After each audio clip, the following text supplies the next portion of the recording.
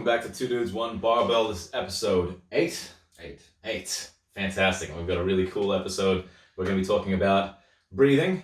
We're going to be going through the book Breathe that I read a couple of years back and my notes that I took that 2 years ago. And we're going to be breaking that down. And we're going to stack up some of the stuff I learned from the book against some of the literature that John's found that's sort of backed up a few things. And we're going to talk through the notes and sort of speculate on things and add our experience in as well. So yeah, well, maybe you can start with the story about when you were writing the notes. When I was writing the notes, because you did it on the plane, right? Oh yeah, that's right. Yes, I every now and again I'll get a book that just like enthralls me, and I think I was on like a family holiday. I think I was at like the beach for Christmas, and I was reading the book the whole time I was there because I was just completely just hooked on it.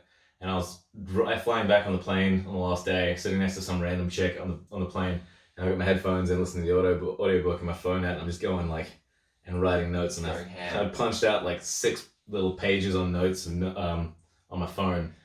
And I sent them all to John, and John looked through them. And so we're going to go through them. Yeah, so that's going to be our premise for today. He wrote some notes on a plane. About this book that I was listening to, about Breathe by James Nestor. And I think it's a fantastic book.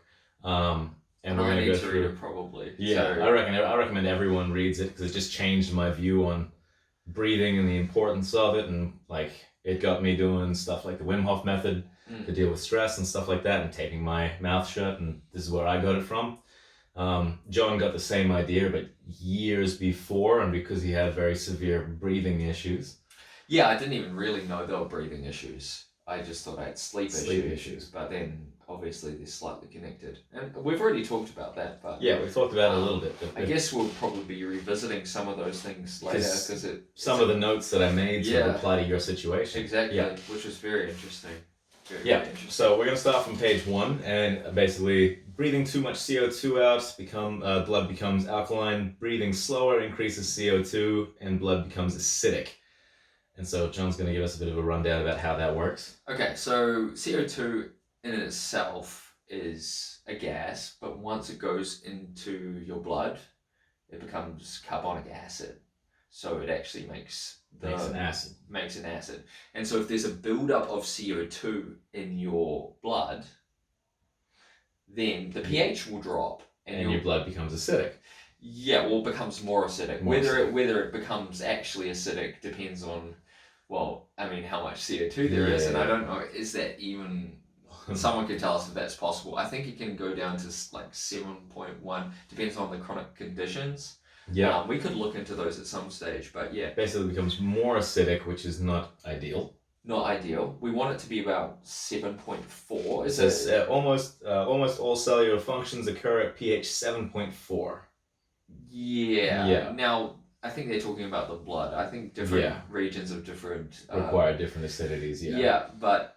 And of course, I mean, think about your stomach. Your stomach is not pH neutral. No, it's like super acidic. So different parts of your body are going to have different levels of acidity. But it's really, really interesting when you just bring the attention to it, the fact that CO2 itself makes your blood more acidic. That's something that you're doing all the time. If you're doing it wrong, the whole environment in your body changes. Yeah. So if you're breathing terribly... and which will occur, for instance, if you're hyperventilating. Yeah. Because you're breathing in a lot of oxygen and only breathing out a little bit of CO2 and then breathing in again. And that's how people get in that hyperventilation sort of state. So that sort of thing. Very bad for you because it'll make your blood more acidic and it throws you off. I don't think there's any situation where hyperventilating is a good thing. Yeah, and there's probably, and on the other side of it, not... breathing enough is probably also not very good, right? Yeah, breathing so like being far at the other end, so breathing everything out too much, probably, and staying down there. Which is, there's an interesting part of the book that he talks about where there was, I think, running coaches or cycling coaches trying to get their athletes to practice being on the lower end of like oxygen levels to, I guess, just keep them from going too far up. So like when running, he did a thing where he would breathe out all his air and he'd stay quite low in oxygen. So, and I've tried that for a little bit as well. It's very difficult. Or even just prepping yourself by breathing out all your air and holding it for a little bit. Yeah, it's very, very hard. I mean, I think I used to do that or play around with that when I do swim training. Yeah. And then see how long I could stay under breathing out all my air, and it's like not very long. It's like 3 or 4 Very seconds. It's like difficult. goes Yeah. straight up. I'm like, you start like freaking out. Yeah. Yeah. It's completely fair. Yeah. So So should we move on to the kidney one? Oh yeah. So yes, kidneys this plays in the release. kidney. Yeah. Kidneys release an alkaline compound called bicarbonate, right? And this here, when CO2 is too high, your kidneys will reabsorb the bicarbonate, which is buffering the acid, right? It's buffering the acid. And if you're maintaining too much CO2 in the blood, the bicarbonate is too high. It's compensating, but it's not an ideal situation. Yeah. So bicarbonate is released by kidneys if it gets too acidic, but it's not like it's it's always been reabsorbed, but they increase the levels of bicarbonate in the blood. Yeah. And your bicarbonate might be needed for other things, which is one of the other points that you talk about later, which is quite interesting. Yeah. And you had a story where you started running. Okay, yeah, so I started running after I read this book, and I was doing some running during COVID, of course, when everyone started running. I mean, I didn't start running. Oh, okay, I feel like everyone does. The best I've ever been at running was during COVID. Okay. Had nothing else to do. I was running like 3 days a week. But I also, once work started back up, I'd start running to work and trying to nasal breathe all the way to work. And after a couple of days of trying it, I actually got to the point where my whole run to work, which is about 2.4 Ks, I think, I only took like 3 or 4 mouth breaths. And and so that was, the rest of the time was just controlled, steady nasal breathing, which is big for me considering like start of COVID, a 2K run, I was literally like heaving with a stitch sitting on the grass at the front of my house. And then I got to the point where 2.4 Ks nasal breathing only. Now the cynics here are going to say, look, you just got fitter. I did just get, and that's a big thing, I did just get fitter. Yeah. But it was over the course of like maybe 3 runs to work that I transitioned into nasal breathing. And by the 3rd one, it was surprisingly easier. Yeah. Like, I would love to see some research where we looked at some control studies looking at performance versus nasal breathing versus mouth breathing in terms of the actual intensity, because I know if I tried to nasal breathe and run, I would run slower. Yeah. Right? And so if you're running faster, like afterwards you're gonna be more puffed, right? So this is the counter argument. How fast was I running? How fast was you running? Yeah. But we can speculate why you would be less gassed, right? Like I was talking about before. If we're making sure that we don't keep the CO2 in the blood, right? Through nasal breathing, we're controlling that CO2 level, the bicarbonate can be spared for the muscle tissue. Yeah. Instead of buffering the blood. Okay. So for those people who don't know, sodium bicarbonate bicarb is used as an ergogenic aid for endurance. Yeah. Endurance athletes. So what that means is it buffers the acid in the blood, so you have less acidity build up from doing activity. So lactic acid buildup? Yeah, it's not only lactic acid, there's a number of other acids that also build up from doing anaerobic activity, typically anaerobic. So if you're pushing beyond a certain threshold, you will start, the acidity in your muscles will increase, and you'll start feeling burn and feeling the burn. Yeah. So like doing high volume sets of weights, you get the same sort of buildup of acid, but with endurance runners, and stuff like that. And I mean, it's really hard for us to say that it is the lactate. It's probably hydrogen ions floating around, like causing havoc. Okay. Yeah, and hydrogen ions usually associated with lactic acid and other acids. So, I mean, I'm just quibbling about a point. Like saying it's lactic acid is slightly inaccurate, but it pretty much is. Yeah. It's one of the factors, right? Yeah, most definitely. Okay, the whole hydrogen ion. Going over my head a little bit. We have to talk about that sometime. Okay. Anyway, so the bicarb soda can be used to help deal with the acid in the muscles, and so if I wasn't breathing as heavily and producing as much CO2, I would be able to use that bicarb in my system for the muscles rather than my blood. And that's our speculation, right? Yeah. So it'll be it makes sense. I would love for hopefully some exercise scientists to listen to us and then go and do it for us. Yeah. Wouldn't that be great? Yep. Let us know if you do it. That'd be fantastic. Or if it's already happened, right? I mean, that would be really cool. All right, cool. And so that was your endurance one. That was the first little bit. And then we moved, and then your notes moved on to bones, right? Yeah. So this is a little bit different, but also kind of interesting because they said breathing affected bone mass. Yeah, or something like that. I can't remember exactly. It's been a while ago. So the second page of notes starts off with chewing, basically. Okay. Yeah. Yeah. So. What do you think about chewing? What do I think? Well, we can come back to the bone thing later. Yeah. Okay.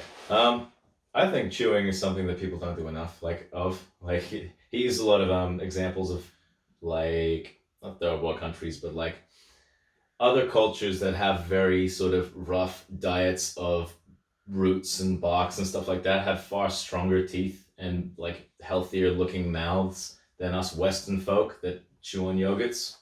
Chew on yogurts. Chew on yogurts. That's all. Just slurp yogurts. That's all we seem to do. It's like the ease of use. Like I've specifically at times tried to gear my diet towards having some more chewy things. That's why I want to get more steaks back in my diet rather than just mince, so I can actually chew something, because chewing, it stimulates obviously like muscle growth around your jaw and stuff like that. It can, like, if you don't use it, you lose it. So if you're not using your teeth, you're not using your facial muscles, then they're gonna waste away like any other muscle. Or and it makes sense, right? Like teeth is pretty much bone tissue, right? And if you think about progressions of osteoporosis, and we talked about osteopenia before the podcast, it can often be contributed by not putting enough stimulus for remodeling and strengthening of the actual bone.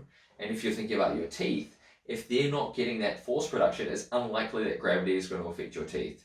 Does that make sense? Like going for a walk is not going to help your teeth like it would help your the rest of your bones. Yeah. But with your teeth, you have to stimulate some sort of force in order to trigger your brain to go, let's build more tooth. We need more of this. More strength in the teeth. And then, of course, you're talking about facial muscles, which is probably pretty important for facial structure and stuff like that. And maybe even breathing, to be fair. Well, yeah, definitely. Like one of the points he made is that people's facial structures are getting thinner and leaner, and people that have grooved teeth will notice that, and like that's becoming far more prevalent and never used to be as prevalent.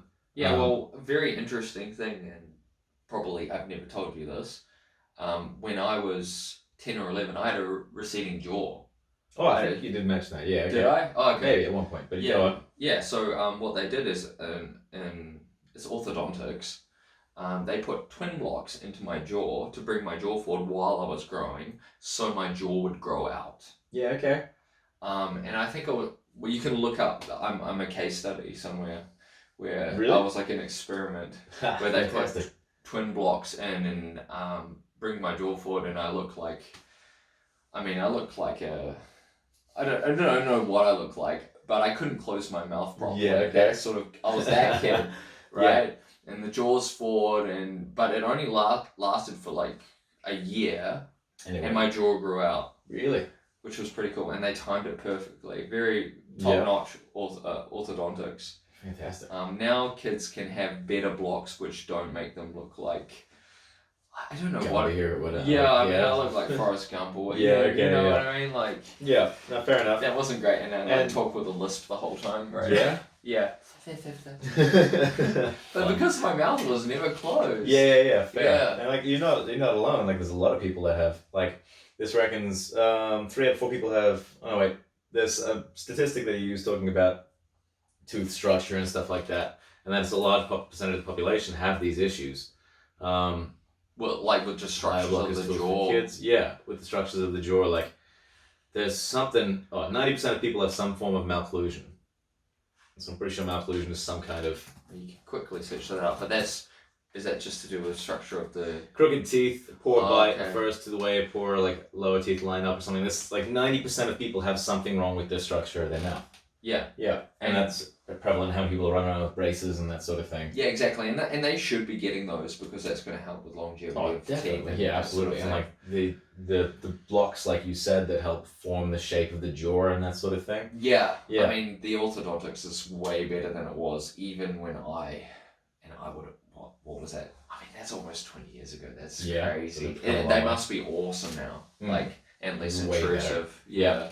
But it's only a fairly, I guess, new science is what he talks about. He said like back before like the Industrial Revolution or something, when everyone started just chewing on like bread, and that like became a large portion of their diets, and like mashes and like oatmeal and stuff like that became our diets because we couldn't afford more.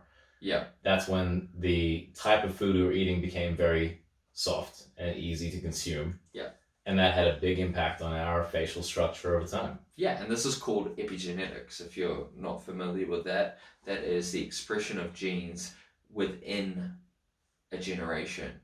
Yeah. Okay. So if you, let's use the chewing as an example. Mm-hmm. If you don't have the demand for chewing, that gene is not expressed, and you're less likely to pass it on. Yeah, so you no longer need to chew, so your kids won't. Your kids won't be expressing chew. that, and then you have that domino effect, and then we just turn into brachycephalic dogs, right? And we're all like freaking French bulldogs with like nothing. Do you know what I mean? Yeah, absolutely. That makes perfect sense, and that's why. So that's why personally, I've tried to incorporate at least some chewy foods in my diet where I can. I always appreciate the good jerky and stuff like that, because chewing does have that massive flow-on effect to oral health, and whatnot. And the structure of your mouth impacts the structure of like the back of your throat, which can impact your breathing, and that's how it all ties in. Yeah, very, very, very interesting. It's like, do you eat a particular way? Is it very purposeful? I mean, it can be. It depends. If I'm dieting, I'll make sure I'm chewing. I'll be like, I'll have 10 chews and I'll like chew this to absolute bits. There was like that old thing, the grandmother's thing where you like chew 20 times on each side before you swallow. Did you have that? Is there any? I've heard of that. Yeah. And I've looked into it. Like obviously being a nutritionist, I look into like eating habits and mindful eating and stuff like that. Like making sure you chew a lot before you swallow, rather than just shoveling it in and not thinking about it. That's largely because of the mastication can trigger obviously like digestive processes and tells your brain that you're eating something now, and sort of prepares you for it. Okay, so that actual motion of chewing stimulates something. Stimulates something, tells your brain goes, okay, there's food coming, fire up like the engines are ready to digest, rather than it just going like, I've just had a milkshake and there's 1,000 calories in my stomach, like that. Yeah. And so the whole process of chewing is supposed to like, if you drink your calories, your brain doesn't trigger that you've eaten something, and so that can help with like satiety. If you don't think you've eaten something and you smash a milkshake, you still might be hungry in like half an hour's time.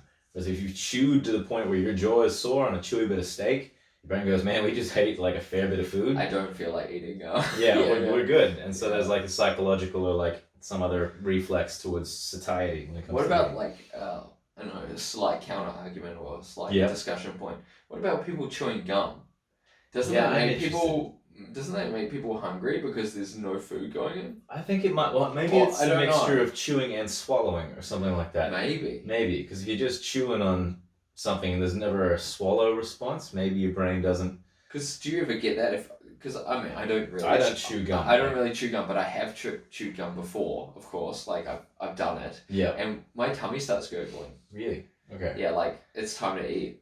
But at the same time, like bodybuilders encourage chewing gum when you're hungry to sort of stave off the hunger. Sometimes I've heard that girls do it a lot. I know a lot of comp prep people do it. I just can't. Maybe I'm just always hungry. Maybe just always hungry. You know. I can't chew gum to save my life. Like it triggers my gag reflex in like 3 seconds flat. Yeah. Really? I can't do it. Like people offer me all the time. It's like no, I just cannot. Can't chew gum. Can't do it.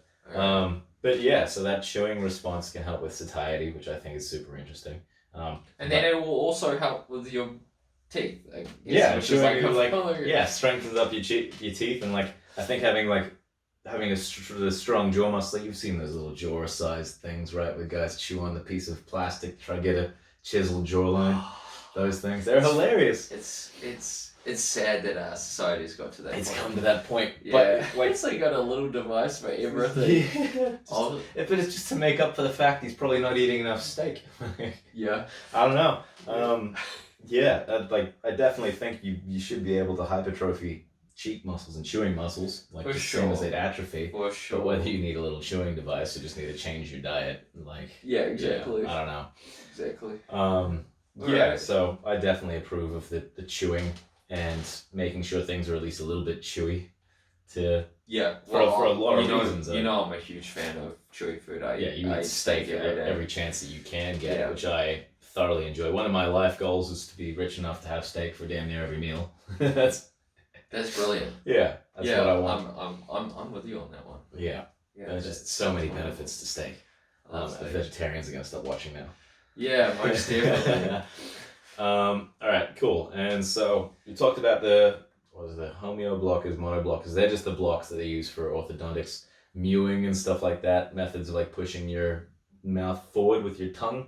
And over time, it's supposed to be it's a practice to help with facial structure. Like how does that work? You're supposed to drive your tongue up to the roof of your mouth and push forward.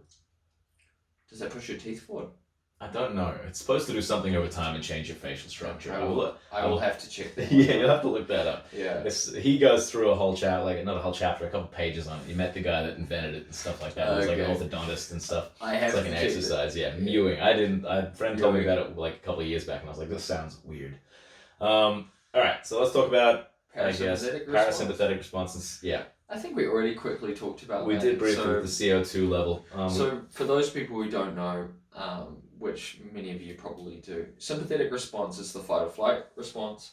So that's when we talked about cortisol, we talked about releasing of Yeah, when you're stressed, everything gets amped up. Yeah, and that's a sympathetic response, fight, flight, or freeze, right? So yeah, we shouldn't just say fight or flight because a lot of people will just freeze. We're ruling those ones out. Yeah, and then the other end of it is the parasympathetic response, which is rest and digest. Yeah, very easy to remember, and that's for repairing, right? Yeah. So, or even digesting. So digesting, like recovering, repairing, relaxing. Yeah. Yeah. And we need both, and they need to be in a balance because we need to stimulate movement and we need to stimulate doing stuff with the sympathetic nervous system, and then you have to recover from that. That's like everyone knows there is way too much that you can get out of the parasympathetic, like fight or flight mode. Like these days, people are spending way too much time there, being super stressed, getting chronic fatigue, stuff like that. Like if you're super anxious all the time, you're basically constantly in a fight or flight mode. And so that's why people with like severe anxiety disorders struggle sleeping, because they're constantly just like, all right, something's gonna kill me soon. And as you would expect, and just like Adam talked about before, that sort of hyperventilation is going to stimulate the sympathetic nervous system, so you're going to be amped up. Or you could even induce a panic attack. Yeah, absolutely. And so like you could, whether it's like cause of or the cause of, like you can. It's probably a feedback loop, right? Yeah, exactly. And so like get stressed out or like fight or flight mode, start hyperventilating, or is hyperventilating causes fight or flight mode. Yeah. And so you can trigger it just by hyperventilate. Like you hyperventilate for a minute, you're gonna feel pretty sort of on edge and like ready to roll. Have you ever had a panic attack? I think I have, but I don't know if I was because I was under the influence. Okay. Yeah. I definitely had one, and I wasn't under the influence. Okay. And I started breathing, hyperventilating. Mm-hmm. It was at a water polo tournament, and I was sharing a room with my mate Dan. So if you're listening, you probably remember this. And I started hyperventilating, and I had a panic attack. Yeah? Yeah, it was really weird. So it's the only time I've ever had one. You triggered it by hyperventilating? I think I can't exactly what led up to it, but then I was hyperventilating and had a panic attack. Had a panic attack. And I was like, you're like, what was that? Yeah. Like, messed me up. I've had a couple people that like have never had panic attacks before, and they've had a panic attack recently, or like out of the blue, out of nowhere, and they've just been like, that was very strange, and they triggered a panic attack with no like pre-existing disorder or anything like that. Yeah. Well, I was like making jokes. It was late at night, and then all of a sudden I just started hyperventilating. Yeah, I had a mate that was playing a soccer game, and then he just had a panic attack. Yeah. But then I think that was a case for it. The breathing leading to it. Yeah. Like, so I think I was laughing hysterically. Laughing too much. Yeah. And so you're breathing out all the oxygen. Yeah. You're just messing with your. And then it just messed with it. Yeah. Right? Super interesting. And so there's a thing called, we'll talk about the chemoreceptor, right? Yeah, chemoreceptor and how that plays into it? Yeah, and there's chemoreceptors on most of the tissues within your body, and depending on the receptor, it will respond to certain chemicals, right? Yeah. So if there's an increase in CO2, there's a receptor for the carbonic acid, right? And it's going to say something's wrong. Yeah. You got to do some stuff. And it's the amygdala is the fear response part of the brain, which will light up like a Christmas tree if you're breathing too hard. Yeah. And so there's a really interesting example that he used in the book, and I haven't looked this up to verify, but he was telling a story about there was a woman that was in an accident and she damaged a part of her amygdala, so she couldn't trigger a fear response. And like nothing scared her. They put her in pits with snakes, they put spiders on her, she could do anything, walk out in traffic, wouldn't get scared at all. She was just like cold as ice. Nothing could scare her. Then they had an experiment where they just put an oxygen mask on her and they dialed back her oxygen levels to like 70% or like 60% or something like that, and she had a full-blown panic attack. Yeah. Like something they didn't think was physically possible for her. Because they didn't think, because her amygdala wasn't... Because her amygdala was broken. They thought that was the only thing that would trigger the fear response, panic attack, sort of anxiety. And in terms of neuroanatomy, we probably don't know enough about the brain to really talk about it. Well, no. As human beings, I don't think we know enough. As a whole, As a whole, to know whether that response is actually just to do with the amygdala. We usually group that all together because that's where the part of the brain where a lot of these emotional functions happen. Mm-hmm. But there could be a case if someone's amygdala, like say you had brain damage, is damaged, somewhere something else can jump in and be like, over. We'll get scared for you. Yeah, which is pretty cool. Your brain is pretty adaptable and certain tissues will take over. That's why people with who are blind have heightened other senses. Because other things are picking up the Yeah, because those parts of the brain start using that tissue. Okay. That's super which is really cool. Yeah, that's awesome. Yeah. Brains are really cool. Brains are really cool. But yeah, so basically by starving her of oxygen a little bit, they triggered the chemoreceptors, is what he speculates. The chemoreceptor is what triggered the panic attack, because like the little other part of her body was like, this is not good. And she actually had a panic attack. And so hyperventilating leading to a panic attack makes a lot of sense. Or just like decreasing oxygen in any kind. Yeah, what's the ratio of oxygen to carbon dioxide? And so what you need to do, and this is what a lot of mindful breathing techniques is, just slowing down your breathing, but it's just taking deeper breaths. Yeah. And so things like box breathing, deep, long breaths to get right to the bottom of the lungs and try and clear out CO2, I guess. Yeah, or just having some control over the breathing process. Yeah.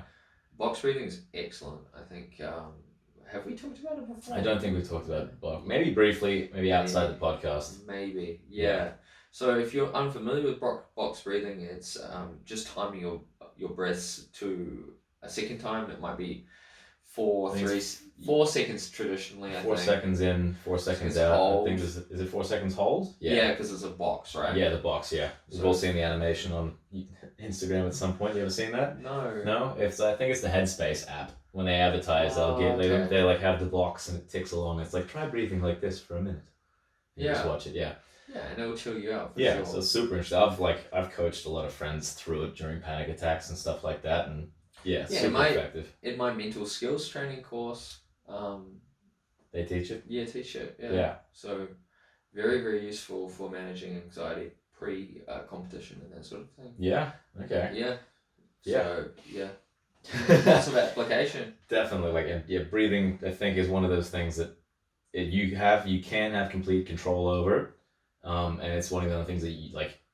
If you're in a really stressful situation, and you can't control anything else that's happening, you can control your breathing. Yeah. And that's why they teach it so much in these management courses. That's also what a lot of the premise for the Wim Hof breathing is the idea of controlling your breathing and also using your breathing to push yourself to extreme levels either end of the CO2 scale. So you hyperventilate essentially for 30 breaths, and then you hold your breath for you breathe out all your air and you hold your breath for as long as you can. So over saturation of CO2 and then complete lack of CO2.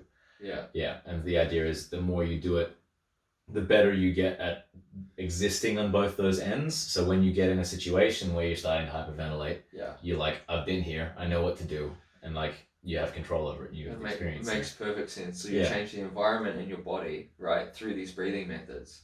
So you've experienced them before. So when they actually happen, you're ready for it. Yeah, which I think is awesome. So there's a lot of Wim Hof stuff in this book, right? Yeah, he talks about it. He talks about a lot of different meditation styles, and Wim Hof he phrases it basically repackaged Tumo breathing, which is a meditation style from that monks used to do in the Himalayas or something. Don't quote me, But it's called inner fire meditation. Spiritual, right? Yeah. Yeah. But monks used to do it, and he's taken that and applied it and like packaged it for the Western world. And that's been the Wim Hof method. He's made it like more, because original Tumo would last like an hour, and you just spend like that. They'd like lie in a cave surrounded by like snow, and then breathe for like 40 minutes to an hour, even longer. Just to maintain body just to temperature. maintain body temperature, and they do it like just to like heat themselves up. If everyone that doesn't know Wim Hof, the Iceman, surely you've heard of him by now. But he's like climbed Everest in his underwear. He's got world records for staying the longest time. It's submerged in ice. Yeah, he swam in the Antarctic, I think. Oh no, the Arctic. Maybe not Antarctica. That would take a bit of time getting there. Yeah. He also fought off that E. coli. Yeah. So they injected him with the E. coli, and he used specific breathing to fight off the E. coli. He stimulated his immune function like through breathing techniques. Yeah. This is absolutely bonkers, and he trained other people to do it, so which is super cool. So like it wasn't just him, and he's not some freak anomaly. It's like you can do this, which is like super cool. I think breathing, like that level of breathing, is super cool. A lot of discipline and very difficult to do. Like if you've ever tried to do, like be submerged completely in ice. Or like I mean, have you? I've done the ice bath thing. Yeah, I went up to a gym up north in the Gold Sunshine Coast. I went for a Breathe Deeper Freeze seminar. Oh, okay. And I did an hour of Wim Hof. An hour straight. Hour of Wim Hof, which was crazy and a surreal experience. The likes of which I've never experienced before. Like I lost complete function of my body. Like I seized up and like all this weird stuff happened. One guy just started crying uncontrollably. It was really cool. And then we jumped. It was, he had like a full flashback of the entire life of his dog that had died like last week, and he just broke down crying. Wow, like that's a full heavy. Emotional response. He was like a 25-year-old dude, like just bawling his eyes out in a room of 30 people. Like, wow, surreal. It was a crazy experience. And then we all jumped in the ice bath. Yeah. Which is very difficult. Oh man! Only in the modern age would you pay for that. Pay for that, right? Yeah. You go, you pay someone to take you through like breathing drills, and then you jump in an ice bath. Yes, just pure punishment. It's just physical punishment. Well, But it was probably, I mean, obviously, probably good for you, right? Yeah, well, I think so. I thought it was a really good experience, and like I said, I've been doing the Wim Hof stuff, and I think it helped me a lot during some like really stressful times. Just, I don't know, something to focus on. It's like forced meditation without having to sit there and not think about something. I mean, meditation is very difficult to do. Yeah. Isn't it? Yeah. It's very hard. And I guess part of it, when you learn about meditation, is they tell you to focus on your breath, depending on the meditation. Yeah. There's so many out there. But maybe the benefits of meditation, maybe the benefits of yoga, a lot of it is just breathing. Focusing on your breathing. Yeah. Potentially. Like, maybe. I mean, it's got to be part of it. Definitely. Sure. And there's obviously like the spiritual aspect or whatever. Become one with nature. Become one with nature and stuff like that. Yeah. All right, that wraps up most of the notes. Yeah, we wanted to talk about left and right nostril breathing. Yes. Which note was that? It wasn't on the notes. I just remembered that from the book that he talks about. So Adam comes to me and says, look, left and right nostril breathing is different. And I'm like, I don't know about that, right? Doesn't really make any sense. So we delved into it and we had a look, right?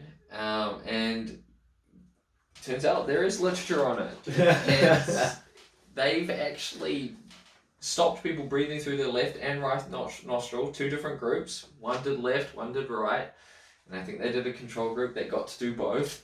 Yeah. And they looked at their physiological response. And what they found was heart rate variability was different between each group. So their speculation is, and they did some other tests as well, when you breathe through your right nostril, it gives a sympathetic response, the fight or flight, and there's less heart rate variability, meaning you're less likely to, your heart rate's not going to adapt, you're just like go, go, go, go, go. Yeah. And then when you breathe through your left nostril, it's calming and has a parasympathetic response in the body. and you have an increase in heart rate variability. Okay. Yeah. It's I honestly, when I read it, I was like, I can't believe that this. Yeah, this is. There's so much. It's just so humbling when you read something like this, and I know it's just one paper, but the body is crazy, right? Yeah, and there's so much we don't know. And you think you're semi-symmetrical on left and right side, and yeah, some of us are left-handed, some of us are right-handed, but then to think that it actually by design, the left and right nostril has a different function. That's pretty crazy, and I would love to see if that's been done on animals as well. Is that through all mammals? I don't know. We have to have a really interesting thing with I think it's dolphins or birds, and how they sleep is they switch off one side of their brain, and they're like things that are constantly in motion. Oh yeah, dolphins do that, right? Yeah, they switch off, and so the same thing I think is true for birds. When they're flying. When they're flying for long periods, they'll shut down one side of their brain and keep one functioning, and it takes over and does the work for the other one. And so we have left and right hemispheres, and they're we can talk about that another time. I mean, because we can dig into that. It's 3 hours of plus, which would be super interesting. But I love that one thing I wanted to connect that with the breathing thing is if someone is dominant with one nostril for whatever reason, I have a deviated septum on my right nostril, so I can barely breathe through my right nostril at the best of times, and so I only breathe left side. And so is that maybe a correlation towards why I'm most of the time super chill? Possibly. It's the more relaxed state, and that side of my brain is going to. Maybe that's why you recover well and you grow tissue pretty easily, right? Yeah, I don't know. There's.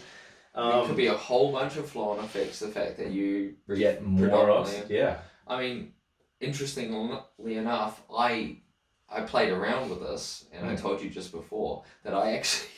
Oh my god! I can't believe this is going to be recorded, but I taped my right nostril while I slept to see if I would have a change in rested state after sleeping. Yep, and so let's just point out the fact that you had your mouth taped as well, and your left nostril taped. Your right nostril. So you only had one nostril supplying your brain and your whole body with oxygen, and you slept. Yeah. Some people are going to hear that and just go, no. Yeah. Well, I'm going to stop listening to you now, John, because you're absolutely bonkers. John absorbs oxygen through his skin. He doesn't actually need to breathe through his face holes. Anyway, anecdotally, it seems like... It was effective? It seemed like it helped. Yeah. Which is very weird. That's super interesting. I'm actually, since I've got the deviated right side, I can actually try that. And I actually want to try that.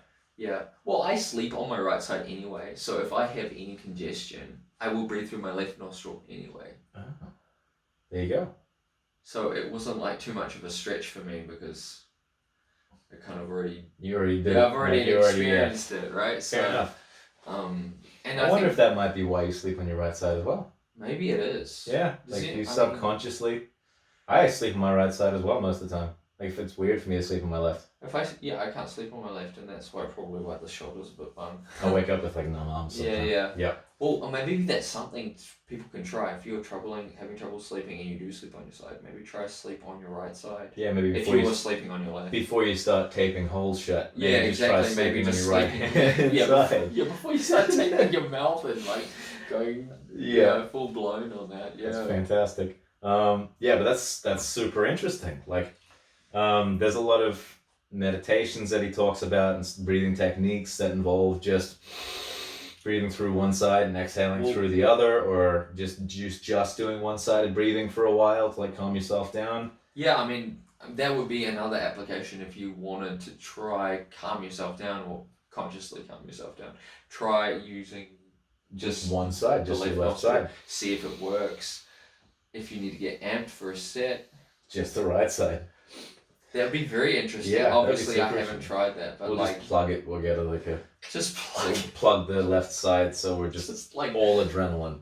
Yeah. But in the gym, you got your medical tape, and you just tape, the whole session. You just tape the left one shut. It's boost performance, maybe.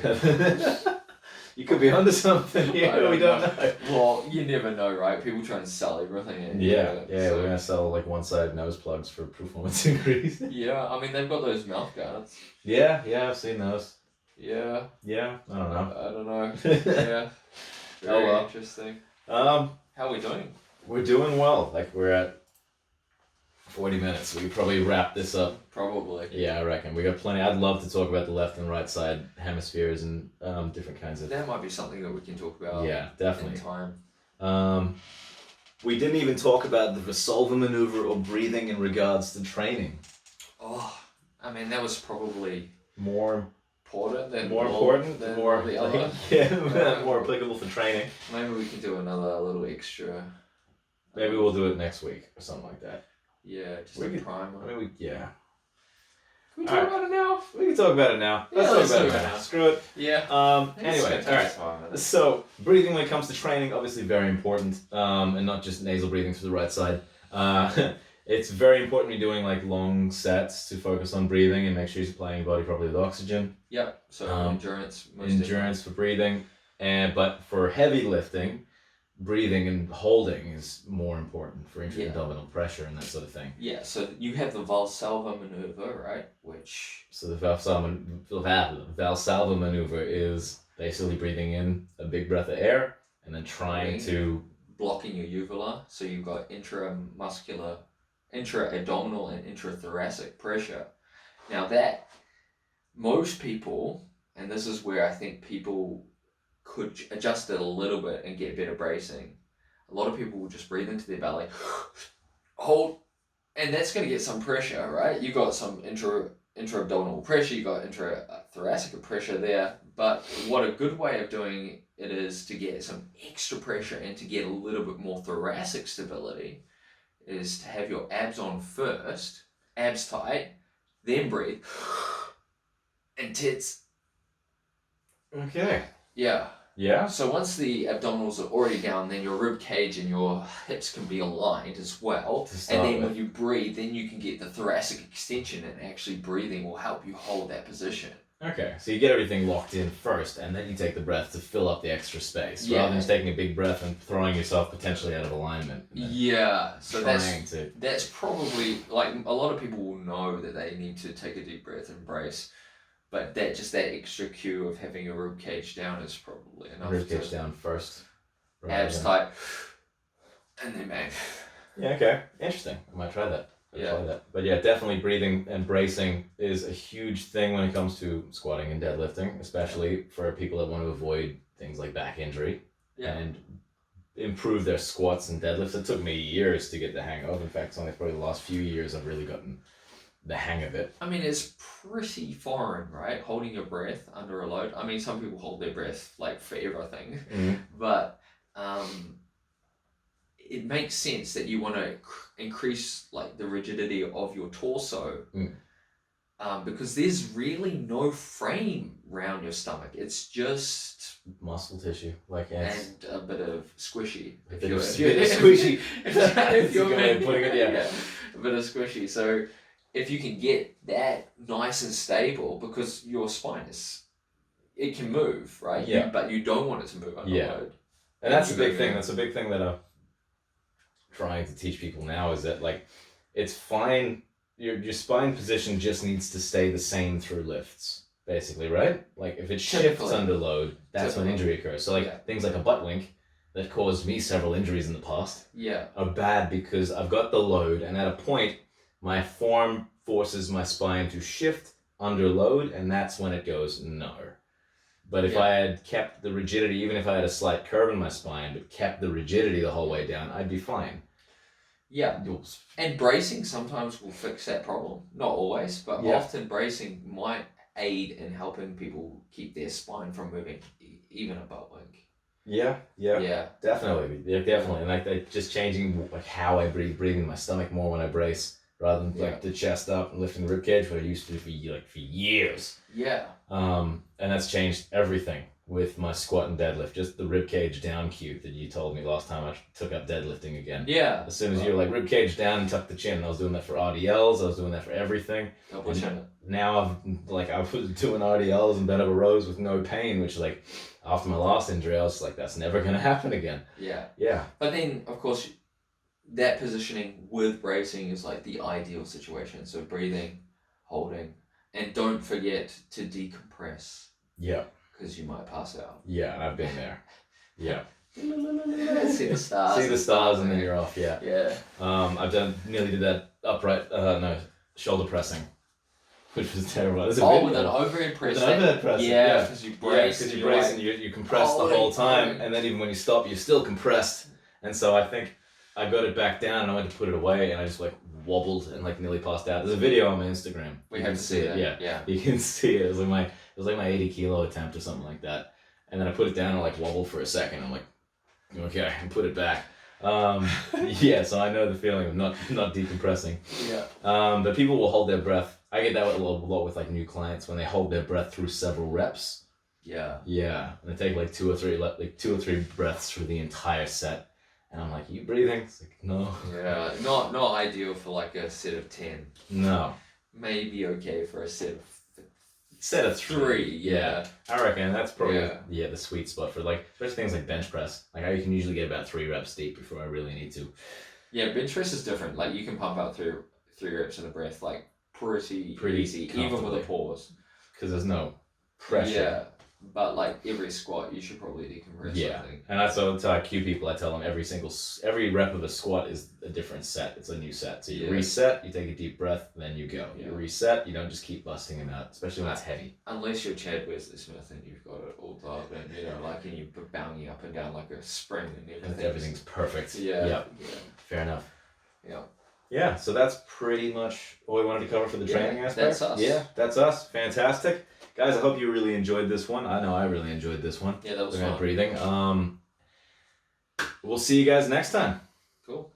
On behalf of 2 Dudes, 1 Barbell, we appreciate you watching. Follow us on our socials on Insta, Facebook, and YouTube at 2 Dudes, 1 Barbell. If you enjoyed the video, please like and subscribe or follow us on Spotify. It goes a long way. We really appreciate you. A lot.